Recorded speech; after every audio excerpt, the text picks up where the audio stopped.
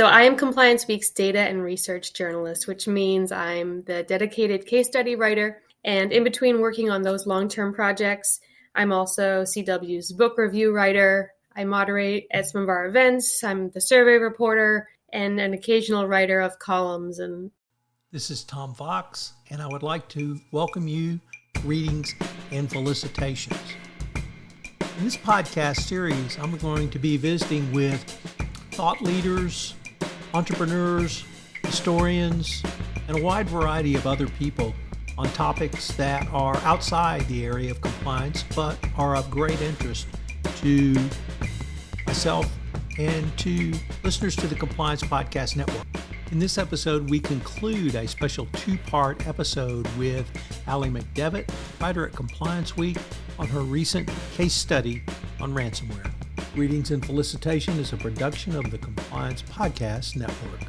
Well, let's move to Chapter 2, Part 1. You touched on the theme, one of the themes of this one a little bit earlier, which was who are the hackers, where you talked about ransomware as a service, or as a friend of mine said, you go to the Tupperware party and you pick what you want.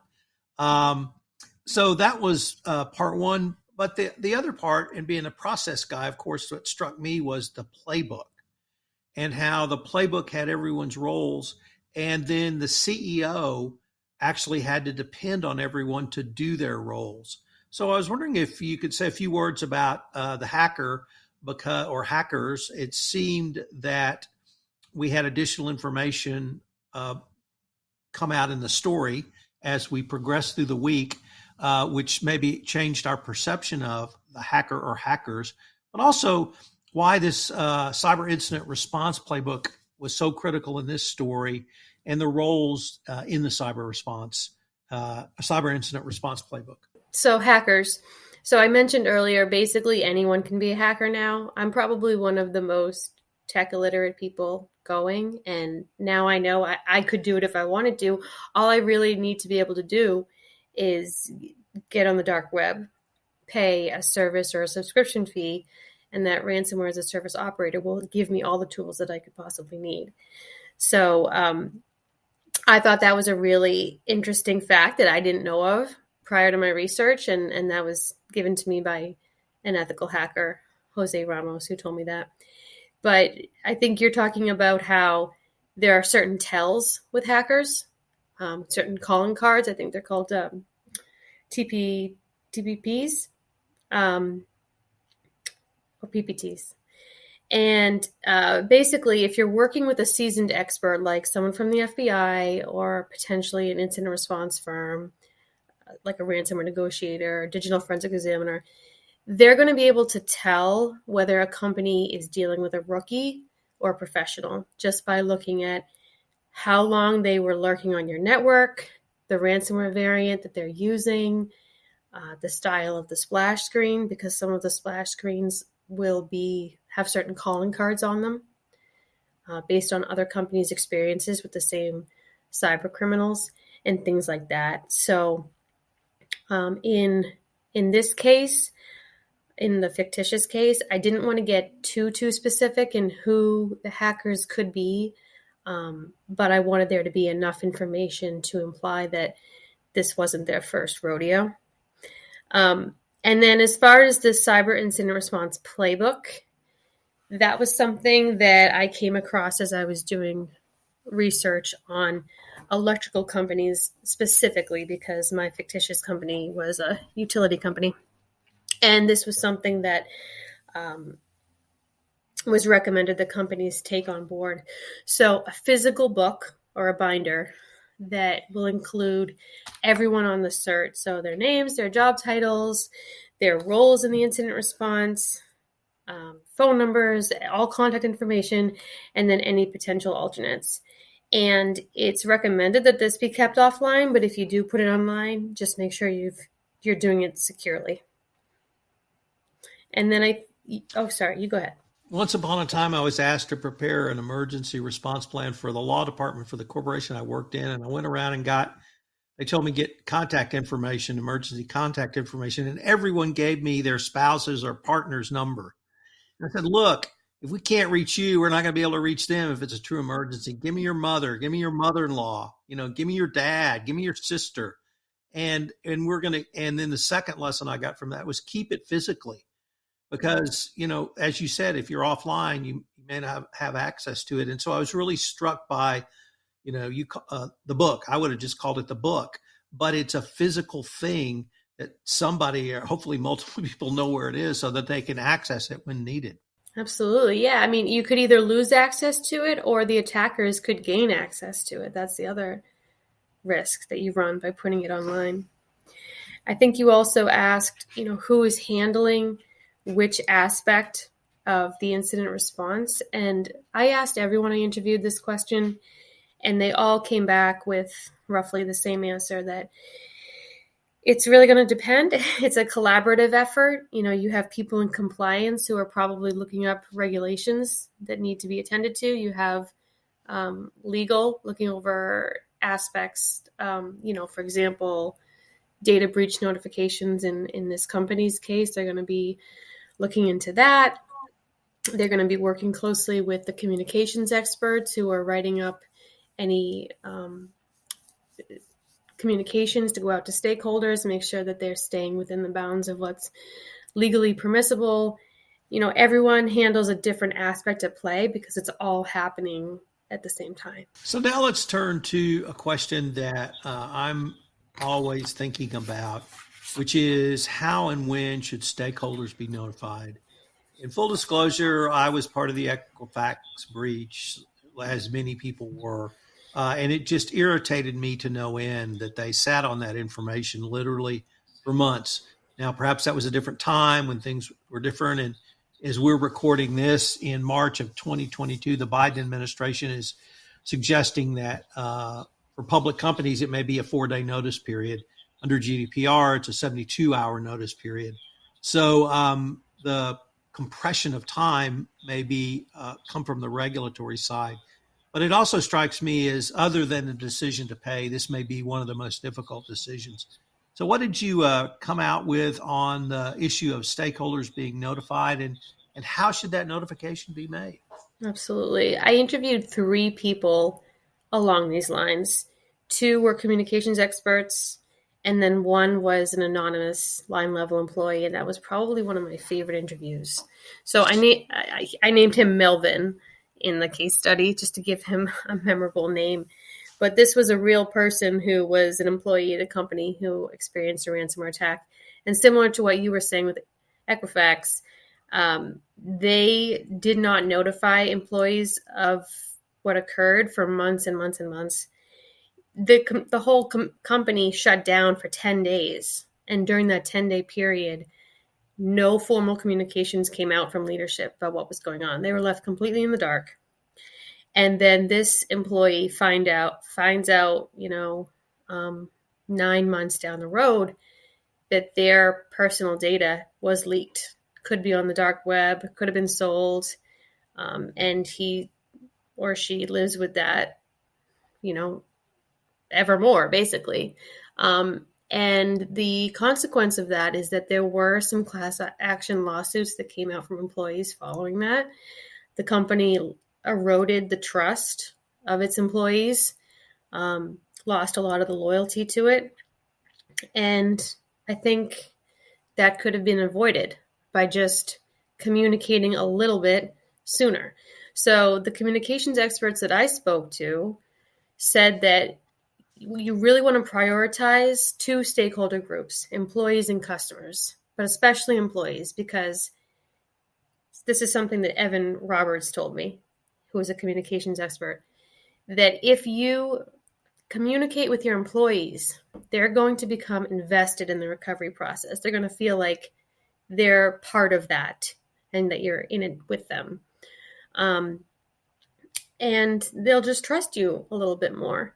So I guess what people struggle with, people on the CERT in that high leadership position who have that bird's eye view, is knowing how much to communicate and when, because it is an evolving crisis and you don't necessarily know on day 1 of a ransomware attack how bad the damage is going to be and what has been taken.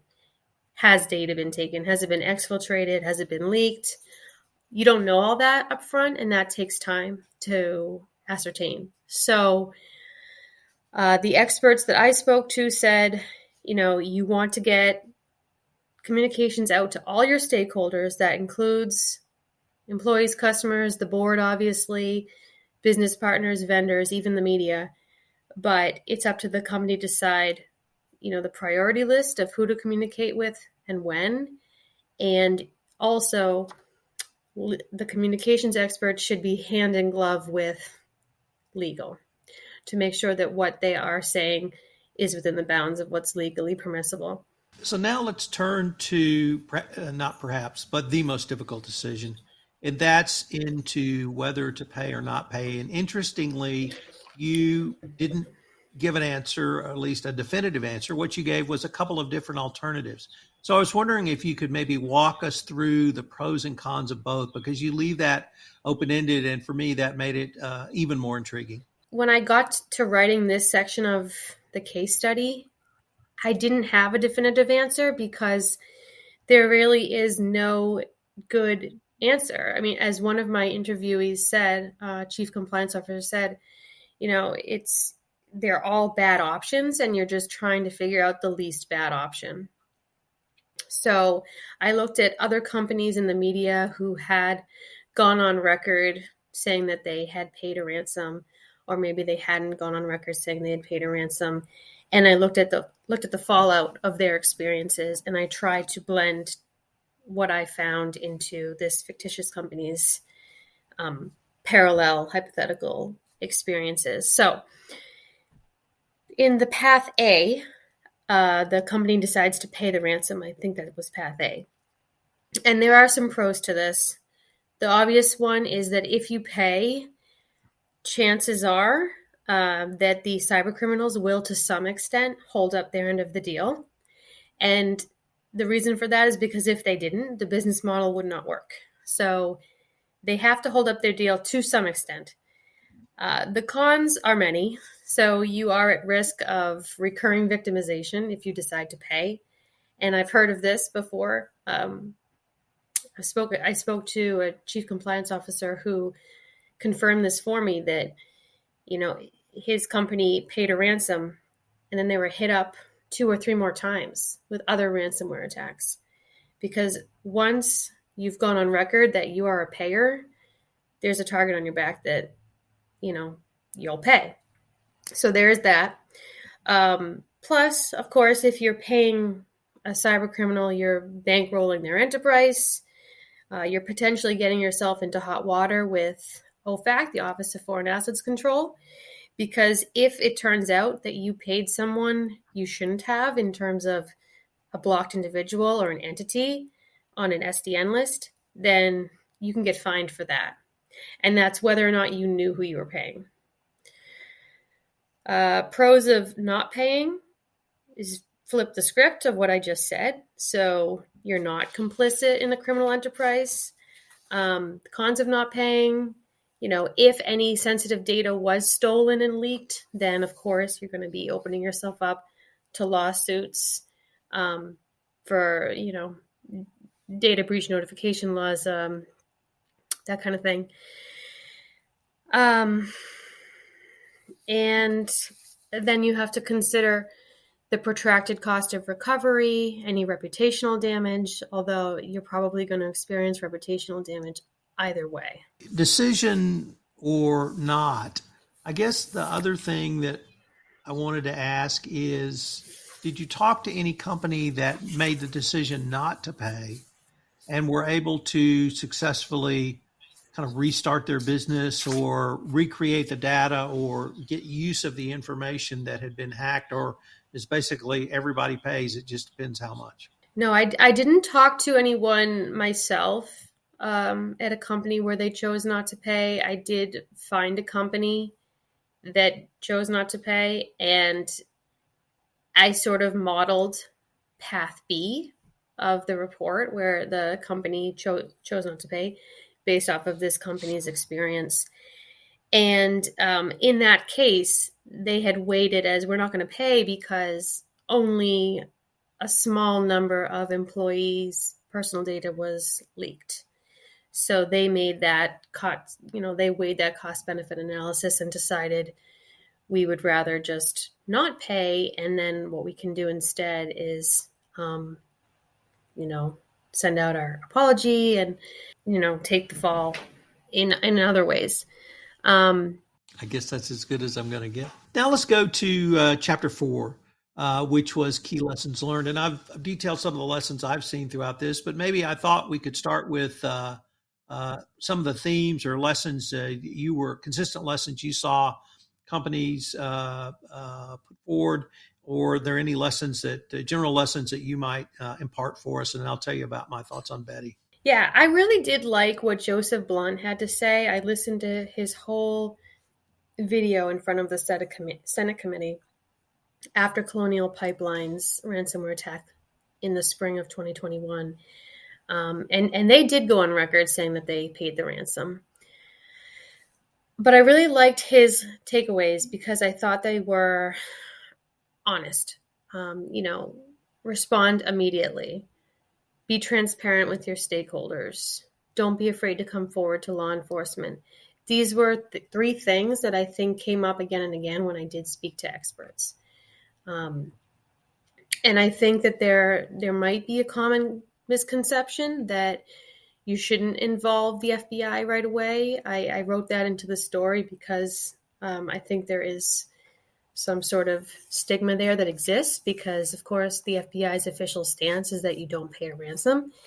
But there are so many more advantages to involving law enforcement than there are to leave them in the dark.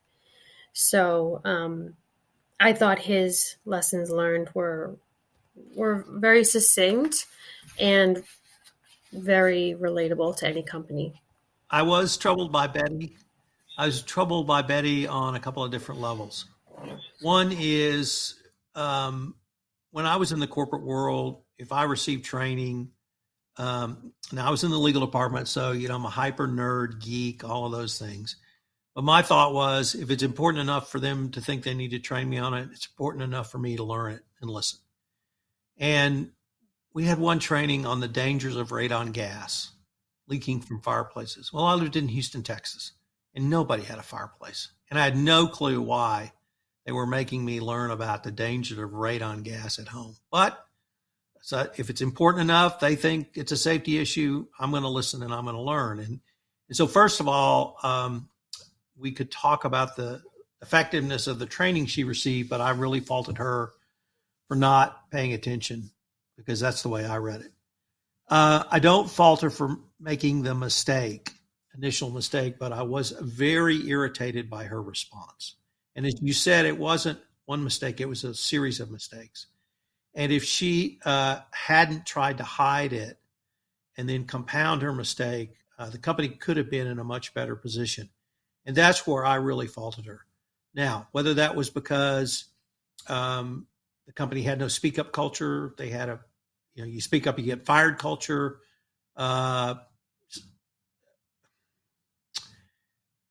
fear of my father's ire ended a long time ago. And if I'm in for a ass chewing, I'm going to go get it because that's what you have to do sometimes. So those actions by her really troubled me, and it made me think that this could happen in other areas. Obviously, I write and talk about anti-corruption and fraud. Well, if she stumbled upon something like that, would she raise her hand and speak up? If she stumbled upon a safety issue, would she raise her hand and speak up? And so that part really troubled me. And I'm not sure I would have terminated her, but I would have had a very long conversation with her that she's got to speak up, that the company only works if we all work together. And I didn't see her working together with the rest of the company. So that part obviously troubled me as well. The thing I took away from the whole series, Aly, was, as I've said several times, be prepared, but have the processes in place to respond. And part of that is me growing up on the Texas Gulf Coast and having gone through hurricanes. I understand they're critical responses to getting your business back up line. And the key to every one of those is having a plan in place and practicing that plan.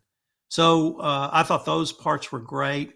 I also liked the CEO character because he really in, let's see, part two, she turned it over to the people on the cyber incident response team, and she had to depend on them to do their jobs, which every CEO has to do. You're only as good as the team around you, but you really drove home the message that they had a role, what their role was. She was the CEO, and ultimately the decision was hers, but she was relying on some pretty expert people who were well trained in what they were supposed to do. So I got some leadership lessons out of that one that I enjoyed as well. So I really enjoyed the series. I thought there was lots in there. I talked early on about the psychological aspects. You actually had a little, I don't want to say text box because it was much more than that, but a whole section on the psychology of that. And I was really intrigued by that, the negotiator, what they did, and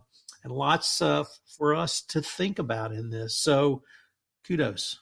Thank you. Thank you so much on the feedback. I appreciate it. So we're getting near the time, our ending time, but I was wondering any hints of anything upcoming from Aly? Yeah, I can give you a teaser. Okay. So my next case study, I can tell you the topic is going to be diversity, equity, and inclusion in the workplace. So how you successfully embed DEI practices into the DNA of a company.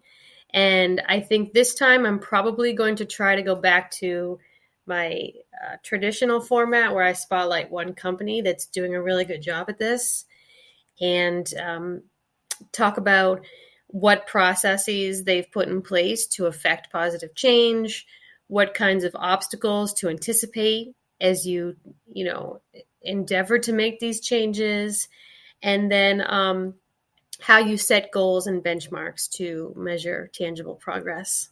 Well, now we are at the end of our time, Aly, but I was wondering if our listeners wanted more information on yourself, Compliance Week, or hopefully to check out the ransomware case study. What would be the best way for them to do so? So you can check out the ransomware case study at complianceweek.com. There's a whole case study library. And you can also email me directly. And my email is allison.mcdevitt@complianceweek.com. That's Allison with one L and a Y. Well, I greatly look forward to your next case study, and I hope that I could invite you back to talk about it after it goes live on Compliance Week. I would love it, and thank you so much for reading it.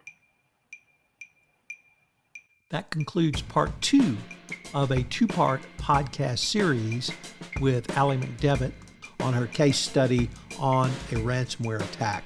We're going to link to it in the show notes, so I hope you will check it out.